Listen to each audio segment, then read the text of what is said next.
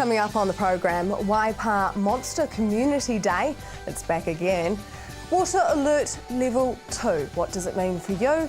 And of course, that may mean we might be facing a drought.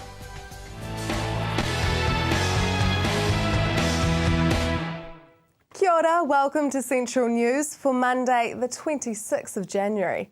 I'm Hilary Entwistle. Back by popular demand, Waipa's Monster Community Day is on again this Waitangi Day, Friday the 6th of February. Thousands of people are expected to flock to Mighty River Domain to enjoy the fun day out. And what's best? It's free. Waipa District Council Mayor Jim Milcrest says Waitangi Day in Waipa looked set to be a huge family occasion with loads of fun for all ages. This year marks 175 years since the Treaty of Waitangi signing. To commemorate the 175-year anniversary, Waipa District Council was granted $5,000 from the Ministry for Culture and Heritage to go towards this event. The Monster Community Day runs from 10 a.m. to 4 p.m. and admission is free. Hamilton City has moved to Water Alert Level 2 to conserve water use. A prolonged spell of dry, warm weather and and high water demand has prompted the council to move to Water Alert Level 2, effective from Saturday the 17th of January. Waikato District Council is also moving to Water Alert Level 2 and Waipa District Council moved to Water Alert Level 2 last week. The change means sprinklers and watering systems can only be used on alternative days, even street numbers on even days, odd street numbers on odd days, between 6 and 8 a.m. and 6 and 8 p.m, while handheld hosing can be used at any time. Acting Waters Manager at Hamilton City Council, Trent Fowles, says a significant increase in water consumption combined with consistently high temperatures and a lack of rain has prompted the move to Water Alert Level 2. A gruelling week of training stood Tauranga Girls College rowers in good stead after a strong effort at the Daiwa Shield Regatta in Rotorua. Held at the Blue Lakes last weekend, the rowing squad entered into a total of 24 events over the course of the two-day regatta and returned with impressive results. Tauranga Girls College Club captain Bruce Fitz says to get 21 crews into an A and B finals was an astounding result for everyone. Bruce says the novices showed some extremely pleasing performances, including winning the A final in the under-15 octuple scull. A Tauranga principal is backing calls for the government to fund school swimming pools as the absence continues to restrict lower decile schools' ability to develop vital skills among children. The cheerful sound of children splashing in the school pool whilst learning vital swimming and water safety lessons is a distant memory for many, including Maryvale Primary School. The Decile 1 school's principal, Jan Tenety, says the majority of their pupils don't have access to private lessons, either because it's quite expensive. Now the issue is once again sending ripples through the education sector, with New Zealand First calling for the government to reinstate funding for school pools in light of new data showing 90 people drowned across the country last year. The Water Safety New Zealand figure is less than 2013 toll of 107, but this country still has the third worst drowning record in the developed world. Coming up next, are we facing a drought?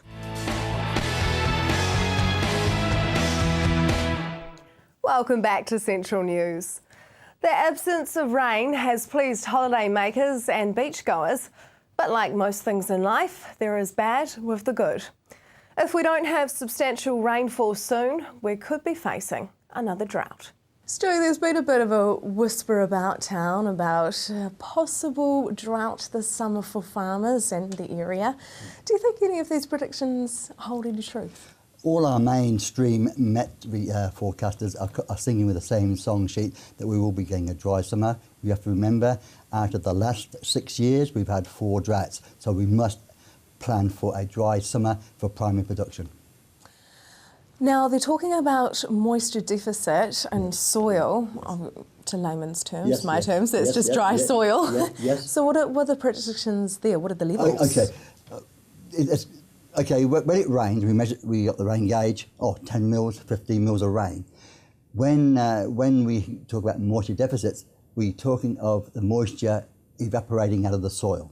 So when you hear predictions of, say, 60, 70 mils of evaporation or moisture deficits, you're now getting below the root zone of our grass species, and you need moisture for the grass to grow. So moisture deficits is the terms for dry soil. So you'll hear the term 100 mils moisture deficit.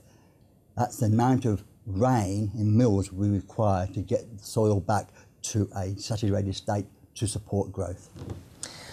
For someone who's not a farmer like myself, how often does it have to rain, and how long for till we can actually feel like we're in the clear? If we could have rain every Monday, every day, we would of about 25, 30 mils. That'd be fantastic. We get 1,200 mils of annual rainfall in our area. Sometimes half of that can come in 3 months. So we would like rain every week, but obviously spring and autumn are the most wet months, and we have to plan. And we on farm, of course, when the grass grows, we slow the rotation down and try and build up a bank of feed to go into known dry periods. But in the recent years, we've had extended dry periods, and that's when you've got the word drought. As farmers, especially dairy farmers, is there something that they can be doing now to prepare? Well, certainly, we're getting towards the closing date, say, for saying summer crops like turnips. They mature 60 to 90 days after planting. So if you still want to plant turnips right now, and you plant by the 10th of November and you get a good germination, you could be starting to eat them, say, in the middle of January, which should take you well into the end of February if you've grown the amount of turnips you require for your size of herd. So that's what you can do now.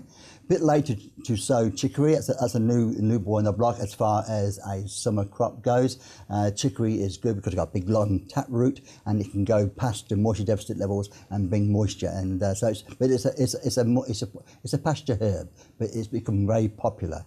So, but that's a bit late to do that now. That's also obviously the traditional silage and hay you can make on farm. So the cows actually eat turnips and Turnips, yes. and chicory? Yes, they do. They do very well on it. Turnips are very nice, very nutritious, and you can grow a lot of dry matter for a given area. Okay, it takes a while to grow it, but once you get into a dry period, it is a very, very good product of feed to give cows. Might sound like a bit of a silly question, not being a farmer. Does it change the taste of the milk? Yes, it's called tainting. Yes, it does. So when we eat turnips, we've got to eat turnips 6 hours minimum before we milk. It does go through. It does go through the cow. If you eat a raw turnip and you milk, you can smell the taint, and that goes into the body. But it also dissipates out of the body very quickly. So turnips have to be fed 6 hours before the next milking. And what about chicory? No problem at all. No problem at all. The only thing with chicory is that you need a more intense management, or you actually wreck the plant. Yeah. Well, here we go. You learn something every day, eh? Yeah. Now, what about financially? What can dairy farmers be doing? Okay. Well, first of all, cash flows. We are going into a known low advance payout from November onwards if you're a Fonterra shareholder and whatever, and so. You don't want to spend more than you earn, and of course we still don't know where we're going to be in May, June, July next year. We had the latest global dairy trade go up 1.6%, so we're still looking possibly $5.40, $5.50 total compared to $8.40 last year, and we have cash flow implications of last year. In New Zealand, we pay this thing called tax, and okay, so a lot of farmers have got first, second and third provisional taxes of a reasonable amount plus a terminal tax, and so they come into the cash flows that not normally been there. So what farmers can do now financially is plan cash flows and don't buy inputs more than you're going to earn. And then you're talking of buying in meal and over ordering maize silage. And what about for beef and sheep farmers? Same kind of beef thing? and sheep, they too have a hard time in droughts, but they have a different management system, lower stocking rate in majority of terms with beef farmers. By the time this dry summer comes, normally the calves are weaned off the beef animals. A dairy cow still needs about 12-15 kilograms of dry matter through a drought to produce milk. You got to feed that amount of feed because of animal welfare issues. If you don't feed enough, they'll go thin, and you know that a lot of farmers are getting knocked on the door saying you've got thin cows. And so we've got to be careful of that. With beef animals, they need about 5-6 kilograms of dry matter a day, and doesn't have to be flash food, and they can actually survive on an oily rag through a dry summer. As far as sheep goes, the lambs are off the mothers, and of course the ewes don't go to the ram until April time, so they too can actually go through with minimal maintenance feeding. So sheep and beef have got a different feeding regime for that time of year. If it costs that much more to feed a dairy cow than it does to feed a beef cow, and again, I'm not a rural person, why are there so many people going into dairy? Oh, it's the margins you make. The beef and sheep industry was recognised that it was going in the low trough in returns. Your beef prices were down, your wool prices were down, your lamb prices was down, and the dairying was just going up. And so you can make more profit off a land by milking dairy cows than sheep and beef. Right now, with the lower payout and the high beef schedule because of the world markets, and wool has risen $1 a kilogram in price. Remember, wool does not burn. It's becoming a very popular insulation, especially when you sell it on the basis that you put a wool carpet in your high rise, you will not die, because what's happening, what we are finding is that synthetic carpets laid in a high-rise building, it could be only a 7-story building, and it's made of synthetic. The toxic fumes to go up and kill people upstairs. Wool does not burn, and there's now a demand to go back for New Zealand wool into carpets purely from a building safety aspect. So the returns for sheep and beef are looking pretty good, and in some cases better than some of the farms that are converted from sheep and beef right now in the payout because of the debt servicing they got to do that conversion. Coming up after the break, the child abuse figures, what do they mean?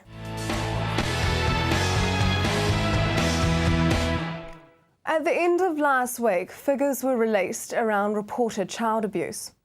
They show 19,623 findings of abuse substantiated against 16,289 children, compared to 22,984 findings of abuse against 18,595 children the previous year. Often child abuse and domestic violence go hand in hand when they are both something that affect all walks of life. So what about if you're starting out in a relationship, especially if you have children? What are the early warning signs of behaviour that we can look out for? And most of the time, woman does know in the beginning and saying, I was giving him a chance, time to change, and a lot of the time, ethnic women try every single way to try out to work this relationship. They come to the point when they are on the end of it and there's no other way out. Especially if the SIFs got involved or the police got involved, it's gone quite serious where they have no choice to leave. And a lot of the time they do try to reconcile, thinking it might work, he might have changed since I left him.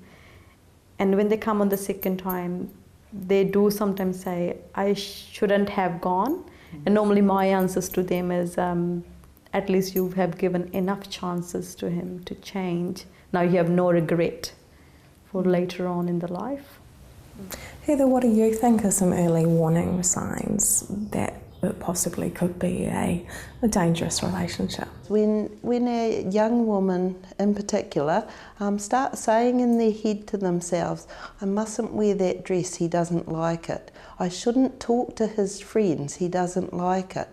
I won't invite mum or my sister or all my support people round because he doesn't like it. So the isolation begins and the control starts to take over. These are some very early warning signs for our woman, just to go to that Women's Refuge website and take that relationship quiz that's on there. There's some amazingly good pointers on that website about some of the warning signs to be aware of. And what about if we know of someone who is in a violent relationship and we don't want to be the narc? That's quite rife in our community. I'm hoping with the It's Not Okay campaign that's changing. And you know, it's really easy to say over the fence, are you okay? That's not me narking, that's just me as a concerned neighbour to say, are you okay? Can I help you? Is there any support I can offer you? It's the beginning of our whole community starting to step up and take responsibility for all our women and our children and what's happening over our next door neighbours' fences. Yep. And is there that kind of stigma against narking in the ethnic population? Especially when a woman, normally what happens when a woman is married, and most of the marriages are arranged marriages, forced marriages, underage marriages.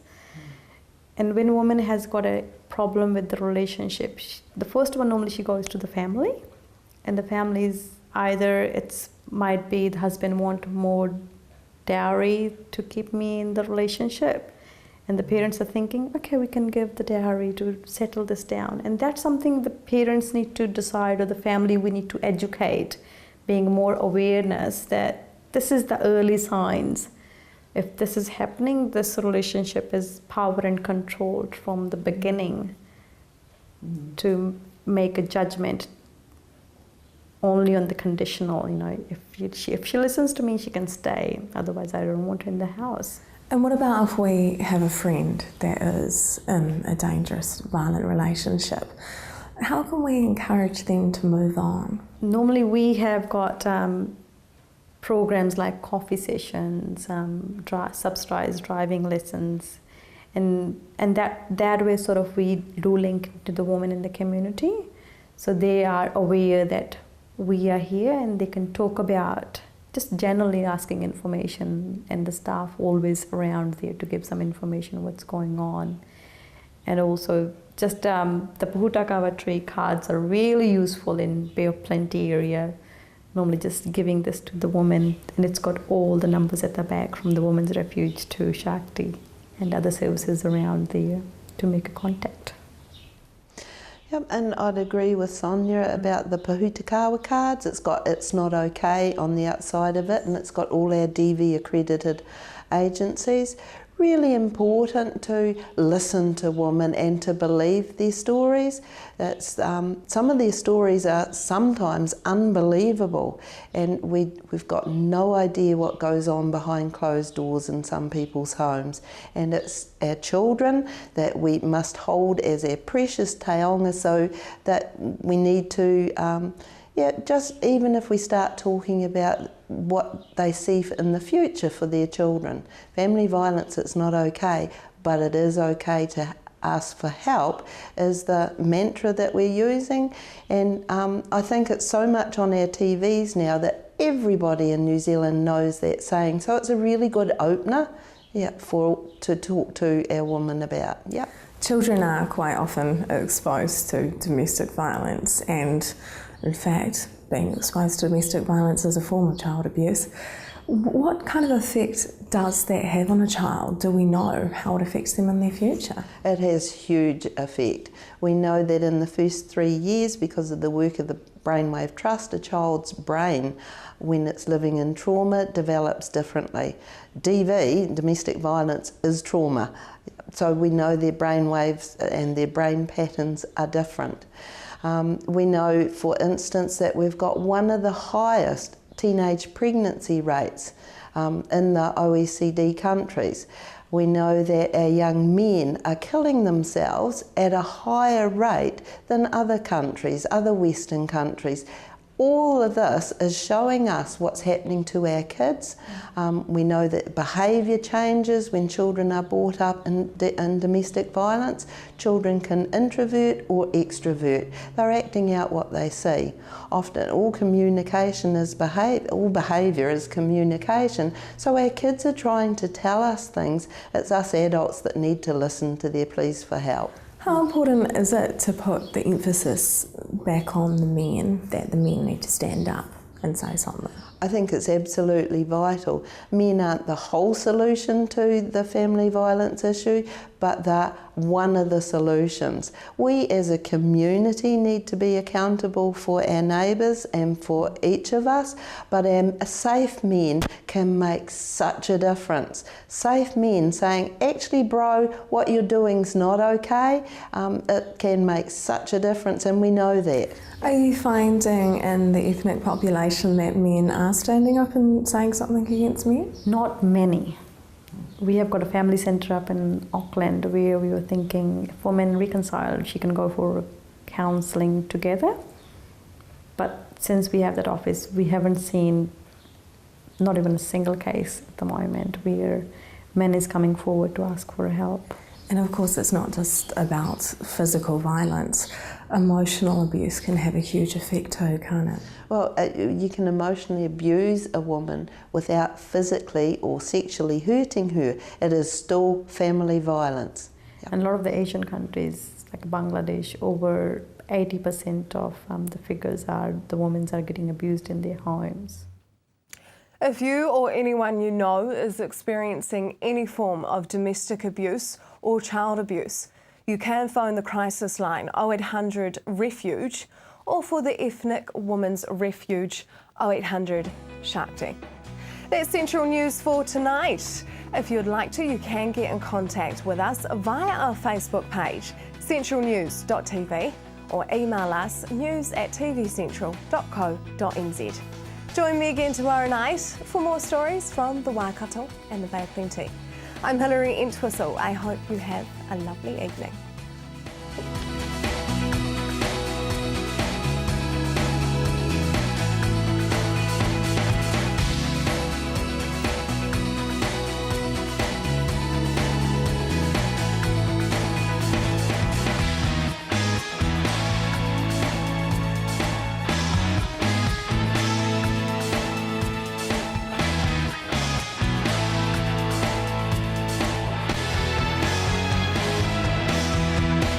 This has been an Alpha Media production, a division of Television Media Group. Supporting local content so you can see more of New Zealand on air.